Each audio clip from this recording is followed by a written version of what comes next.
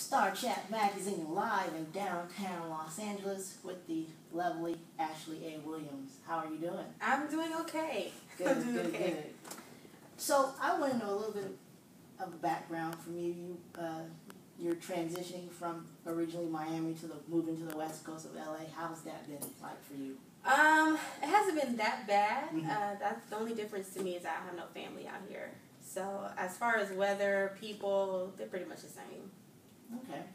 Now, what types of hobbies or interests or foods are you going to keep the same now residing in Los Angeles that you used to do in Miami? I'm a big sports person, so I still play tennis and basketball in free time. And foods, I'm trying to find a good Jamaican restaurant because my parents are Jamaican out here, but it's been tough. So I'm still trying to stick with that and not really convert to like only eating salads and stuff like a lot of other people. Right. Well, salads is good though. I had one myself yesterday. So now, what got you involved in acting and pursuing this craft, Ashley? To be honest, I was a sophomore in college, and I don't know what it was. I was watching something on television, and I was like, I don't know, like a light bulb went off. And for like months prior, I wasn't happy with my major, so I was like, I feel like I should be doing something different. And then all of a sudden, I saw something on TV, and it just clicked. And I think I was watching some like entertainment show or something, and then I just started from there, and I was like, let me give it a shot. And ever since then, it's been working out. Yeah, absolutely. Now, I read that you studied at Florida University in medicine, and you wanted to open up clinics in your parents' country of Jamaica. Yeah. That's actually a true kind act that you're trying to do that. Now, why is this one of your missions to accomplish? Well, I majored in biological science at Florida State, and science, I've always loved science, and I've always loved healthcare. So I was on the path, the doctor path, to becoming a doctor, but it wasn't really fulfilling me. It wasn't making me happy. So when I changed over sophomore year, I said, well, I'm still going to get a degree in biology because I still want to help people. Yeah. It's still like a very important part in my life. So opening up the clinics and being part research clinic and part like educational institution, because when I was a kid and loving science, there was no place for me to go to explore more science and just in that particular field. So I wanted to have a place for kids, if they wanted to go look through a telescope or if they wanted to go ask a doctor a random question, that they could do it. All right. Yeah. Now, you have this project called Frat Brothers. I do. What was your reaction to having Frat Brothers be a part of the Hollywood Black Film Festival? I don't know. I was excited. I've never attended a film festival before, more or less have a film in a film festival. Okay. So to me, it's a big deal. Right. So to me, it's like a mini Oscars. In my mind, it's like a mini Oscars. And so I'm extremely excited for it to be like on a big screen and see it on a big screen. Sweet. Now, talk about your role and the premise of Frat Brothers, if you will. Okay. Frat Brothers is basically a story about a kid who his father was in a particular fraternity, and of course when you're growing up you want your kids to join whatever fraternity you join, but him and his brother have different points of view. His brother wants to do whatever his father says, but he's like, I don't want to do that anymore. I want to do what I want to do. I want to kind of just walk my own path and do my own thing. So the movie is the story of him making those decisions and him having to live with consequences and him having to realize the importance of actually choosing and making your own path in life. And my role is I play his love interest, the lead character's love interest. Okay. So they're having issues within their personal relationship, but at the same time, he can still go to her and talk to her for advice and stuff like that. So she's kind of his shoulder to lean on, but at the same time, she wants the attention and respect as well from him and his character. All right. And who else is all starring in this film with you, and where was this movie shot? It was shot in Wilmington, North Carolina for 3 weeks, and it has Sean Ratliff from Lincoln Heights, it has Romeo Miller, Darren Dewitt-Henson, Denise Lawton. It has Richard John Rutherford, Jahan Jones, and just a whole bunch of also fresh faces from the Wilmington area. Sweet. Now, how do you, as an actress, keep relevant and hone in on your acting chops or skills? I try to take as many classes as possible. I try to go on as many auditions as possible. I try to do as much myself as possible, like do my own projects, just to make sure that I'm still working and make sure I'm still practicing. Because at the end of the day, it's all practice for bigger opportunities, in my mind. Oh, absolutely. At least, right? Now, where do you see yourself in 5 years' time in this industry? 5 years. 5 years, I want to have... I want to have been nominated for an Oscar in 5 years. I want to have worked with one of my top actors in 5 years. And I want to have been offered a lead role on a TV show at least in 5 years. All right. Now, what are your favorite television shows? Right now? Or period? Or period. Period. Mm-hmm. I love Martin. Mm-hmm. Fresh Prince. I don't know, all the shows I grew up on. Right. I love Living Single, Family Matters, Full House. All those shows that you watched on like TGIF on Fridays. Exactly. When they used to have TGIF. What happened to TGIF? Reality TV shows happen. The memories. Now, what are you most thankful about, I guess, in your line of work? Or thankful about in this line of work?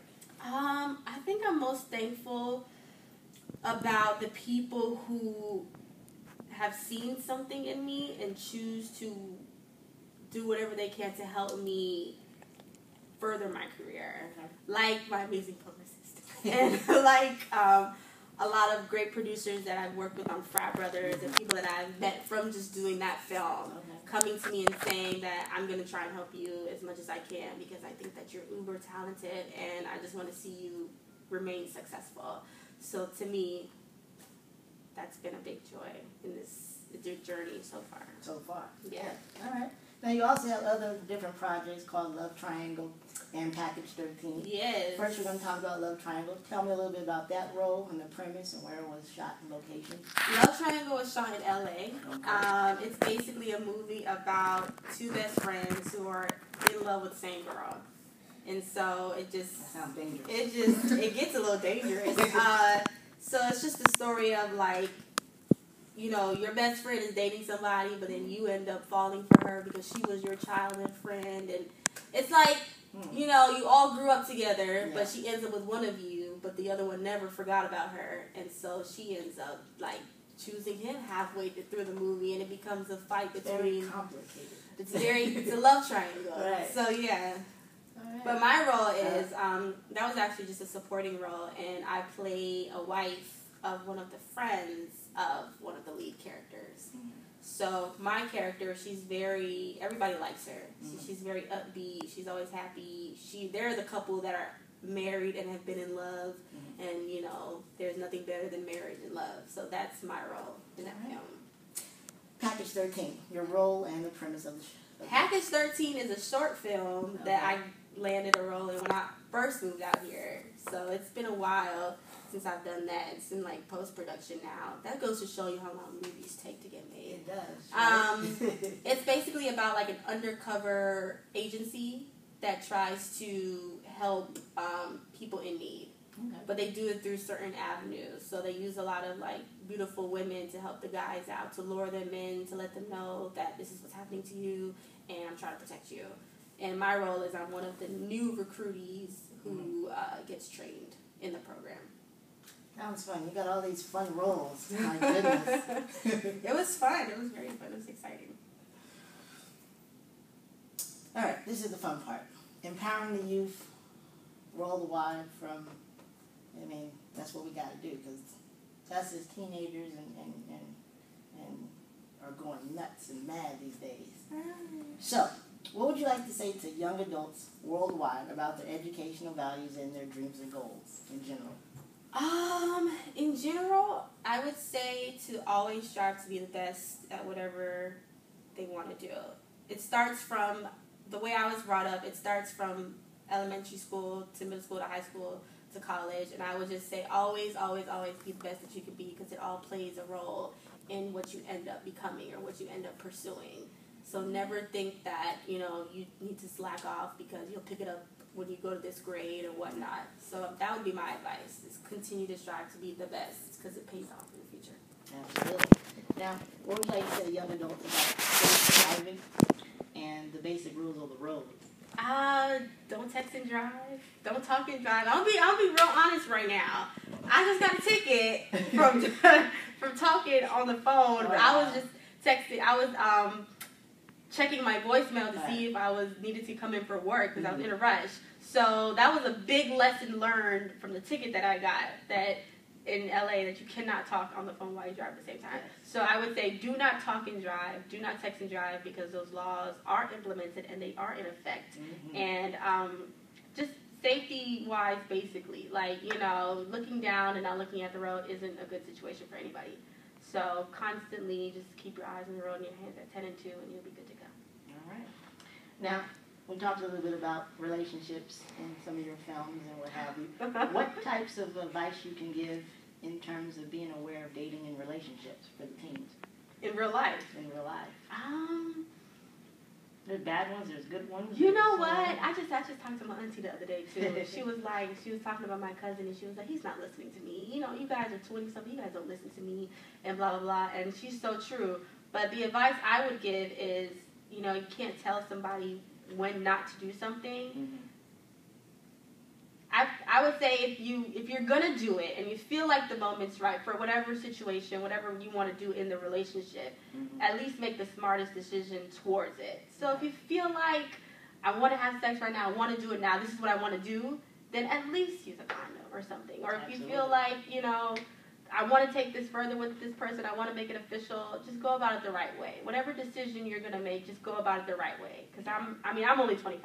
I haven't learned everything there is to learn yet about relationships. I have had failed relationships, and so I'm not a genius at it yet. So I would say whatever you want to do, whatever you're going to do, just make the best decision towards it. All right. Now, what would you like to say to young adults regarding coping with depression and anger? That's a big topic this year and last year. Yeah. Depression and anger. You know what? I would say to try and just manipulate your time into doing something else to get your mind off of whatever is making you angry or depressed. So find a hobby or something that you like to do and focus all of your time and attention on that so that you're not constantly thinking about whatever it is that's making you angry or depressed. And if you're the type of person that feels you need to go see somebody, there's always professionals who are there to talk to you and whatnot and help you in whatever situation is. There's help available. There is help available. Absolutely. Now, what would you like to say to young adults that need help overcoming childhood trauma or being in fear and having that fear live inside them their grown-up years? Like, I know a few people that, you know, are in fear of something and they bring it with them when they're 35 and 40 years old. And it's like, right. Wow, you know? That's tough. You never know what people are going through. Right. I don't know. Like I said, I would try and get as much help as possible. If something happened in their childhood, it's always good to do those classes or those groups where people have been through the same thing, so you have somebody to talk to. Because I think a lot of times when people go through something in their childhood and they keep it bottled up and they bring it into their adulthood, they feel like they're the only person that has lived it. Right. So they don't want to tell nobody about it. They just want to keep it locked up, and then somewhere down the road something happens and it comes out and they explode. So I think that they should utilize those groups and discussions and those panels of people who have been through the same thing so that they can be their rock in certain situations or their shoulder to lean on in certain situations. All right. And last but not least, what would you like to say to young adults about preventing bullying in schools and campuses and also cyberbullying? You know what? Did I used to get bullied? I know I have. I got teased. I had an awkward phase where like my eyebrows are crazy and like I would get teased for everything. And I think how I dealt with it was, me personally, I just didn't let it bother me because I would go home and I would tell my parents what happened. It's like, no, you're beautiful. Don't worry about it like this. But when it comes to that, I would tell kids who are getting bullied to don't let it consume you. Don't let it bother you. Kids will be kids. And you'll grow up and they'll realize what they were doing was ridiculous and wrong, and don't let it get to you. I know it's tough because they feel like they're a target, and they feel like they're the only ones, and they feel like there's something wrong with them because that person is particularly targeting them. But I would tell them that there's nothing wrong with you. You're beautiful, you're amazing, you're special, and they're just bullying you because they want to be just like you. Absolutely. Yeah. All right. Did I cover everything? I hope I did. But what is your social handle so people can communicate with you? Oh. Twitter, Facebook, Instagram, MySpace.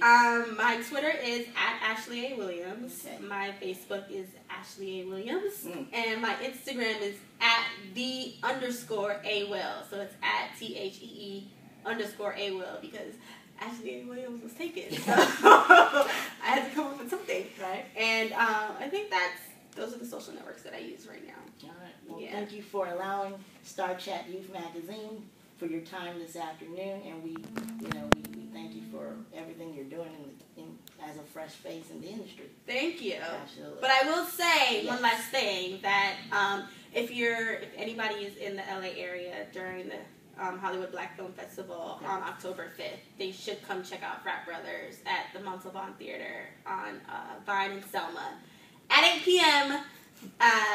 October 5th. Come check it out. It's a great film. You'll love it. It's got a little bit for everybody. It's got the family. It's got the love. It's got the arguing. It's PG-13. You can bring your kids with you. There's no ridiculous scenes involved. It's just a family-friendly story that everybody should watch. Absolutely. And we will definitely, check that out. Cool.